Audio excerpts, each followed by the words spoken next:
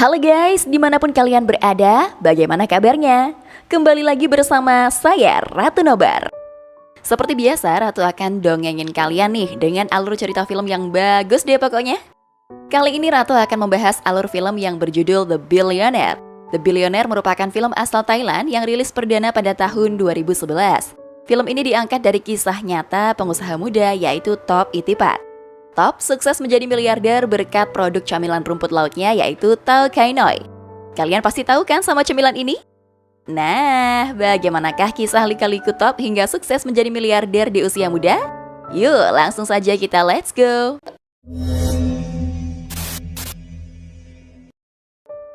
Scene awal film memperkenalkan tokoh utama kita yaitu Top Itipat. Dia pergi ke bank untuk meminjam uang sebesar 10 juta baht atau sekitar 4,7 miliar. Mendengar angka yang cukup fantastis, si teller bank penasaran dan bertanya akan diapakan uang sebanyak itu. Akhirnya Top pun mulai bercerita.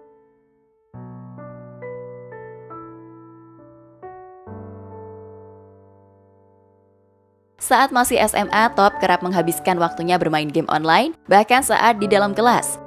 Hingga suatu hari ada seseorang yang ingin membeli item senjata yang dimilikinya seharga 12.000 baht atau sekitar 5,7 juta. Meskipun awalnya ragu, Top pun akhirnya setuju. Karena belum mempunyai rekening, Top lalu meminjam rekening milik pamannya untuk menerima uang pembayaran tersebut. Tak disangka ternyata uang itu benar-benar masuk ke rekening paman Top. Sejak saat itu Top mulai menjual item-item yang dimilikinya.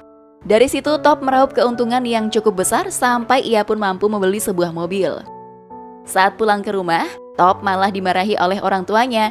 Mereka menuduh Top memperoleh uang itu dari hasil berjudi. Saat menjelaskan dengan jujur bahwa uang itu dihasilkan dari game, ayahnya malah tidak percaya.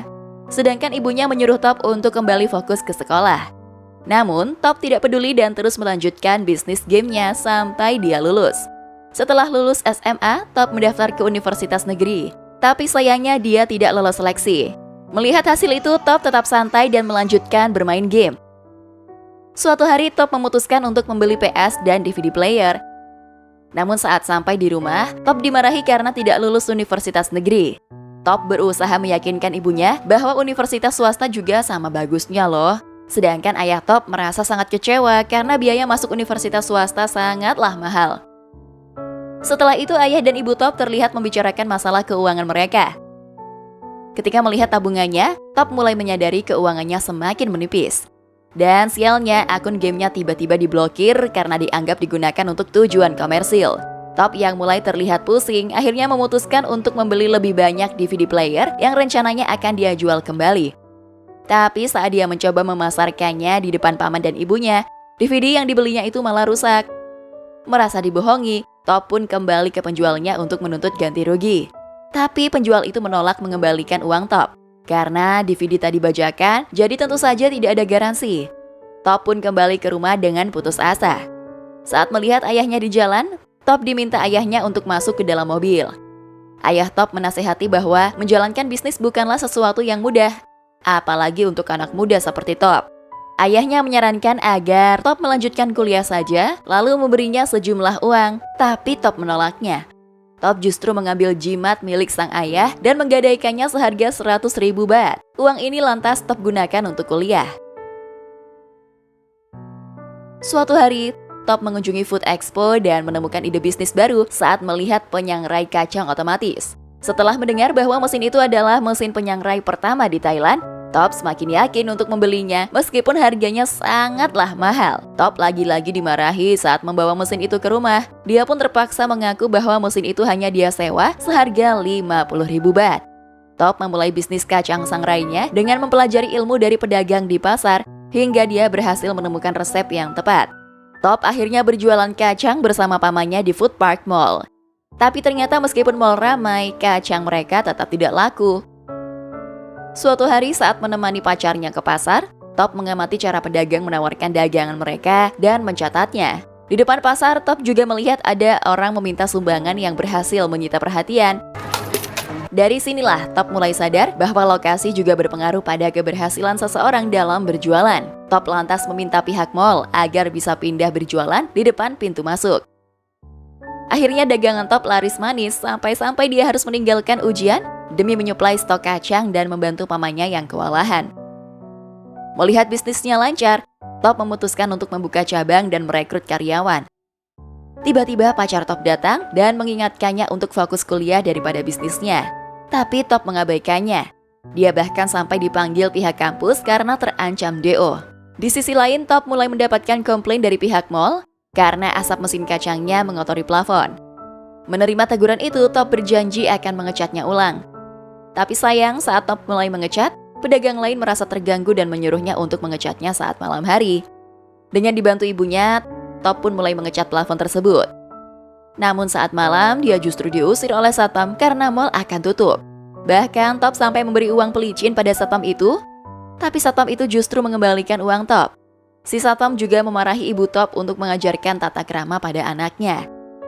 Top pun semakin putus asa. Selain karena targetnya tidak selesai, ternyata orang tuanya akan pindah ke Cina karena terlilit hutang yang membuat kekayaan mereka habis. Bahkan rumah mereka kemungkinan akan disita. Meski sudah diajak untuk pindah, Top memilih tetap tinggal di Thailand bersama dengan pamannya. Saat berpisah dengan orang tuanya, Top berjanji untuk membawa pulang mereka lagi ke Thailand dan melunasi seluruh hutang yang dimiliki orang tuanya. Tapi ternyata usaha kacangnya harus berhenti karena pemutusan kontrak oleh pihak mall. Suatu hari saat sedang di dalam mobil dengan pacarnya, pacar Top membawakan makanan ringan berupa rumput laut. Top pun sangat penasaran karena rasanya yang enak. Mengetahui bahwa masih jarang orang yang menjual produk ini, Top pun langsung terbayang ide bisnisnya lagi. Akhirnya Top menjual mesin sangrainya untuk membeli rumput laut mentah. Dibantu oleh pamannya, Top mulai menggoreng rumput laut itu, tapi rasanya justru pahit dan tidak enak. Hal itu terus terjadi sampai bahan baku rumput laut mereka habis. Belum menyerah, Top lalu menjual semua komputernya untuk tambahan modal. Pamannya menyarankan Top agar menyusul orang tuanya karena kasihan melihat Top yang selalu gagal dengan usahanya. Tapi Top meyakinkan pamannya bahwa dia masih ingin terus berusaha. Mendengar semangat Top membuat pamannya berjanji akan terus membantu usahanya. Suatu malam saat sampai di rumah, Top menemukan pamannya tergeletak bersimbah darah karena terpeleset. Dia pun merasa sedih karena satu-satunya orang yang mendukungnya justru celaka.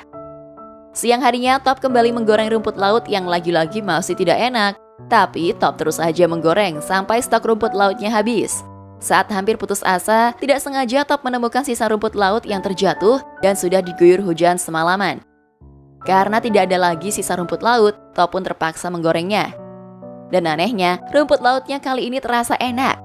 Ternyata rahasianya adalah pada pengembunan. Senyum pun mulai merekah di wajah Top.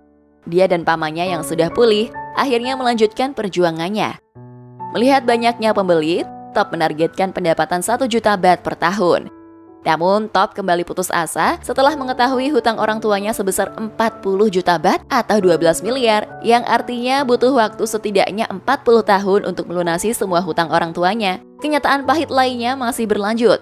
Rumah Top ternyata benar-benar disita oleh bank. Suatu hari Top menyadari keberadaan 7-Eleven yang membuatnya tertarik untuk menjual rumput lautnya di sana.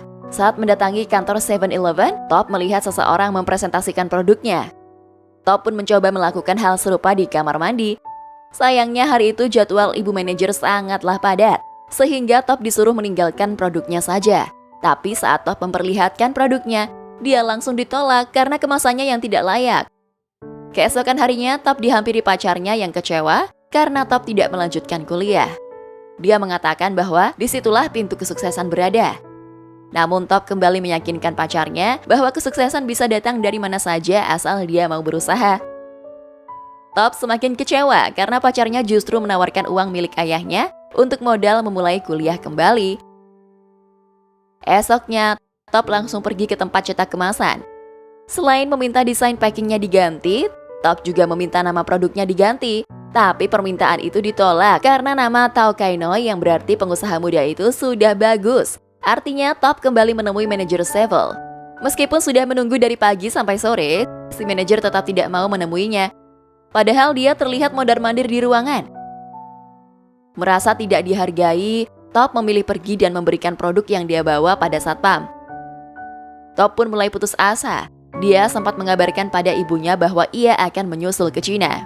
Dia juga meminta maaf pada ibunya karena tidak bisa menepati janjinya.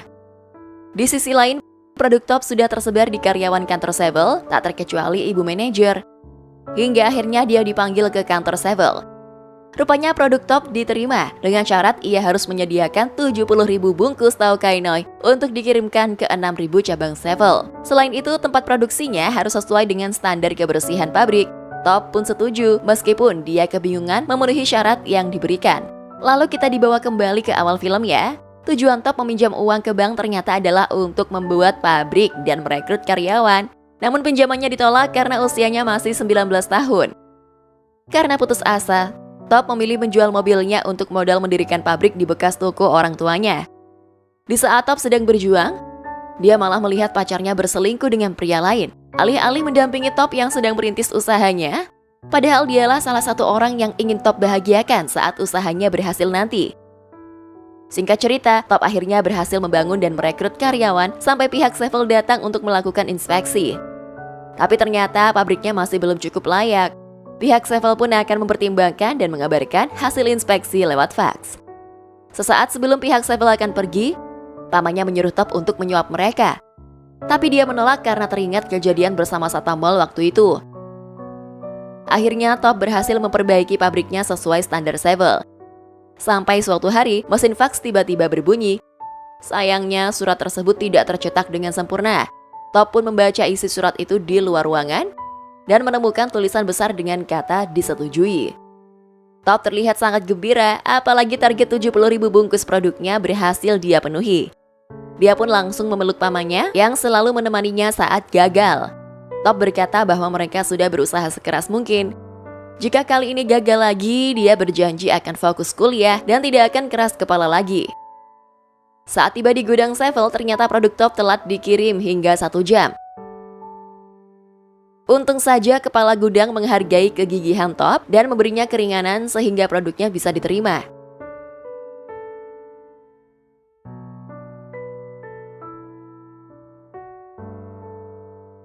Dengan perasaan lega, Top lalu menelpon ibunya. Top memberitahukan bahwa sebentar lagi dia akan membawa mereka pulang kembali ke Thailand, serta melunasi semua hutang orang tuanya.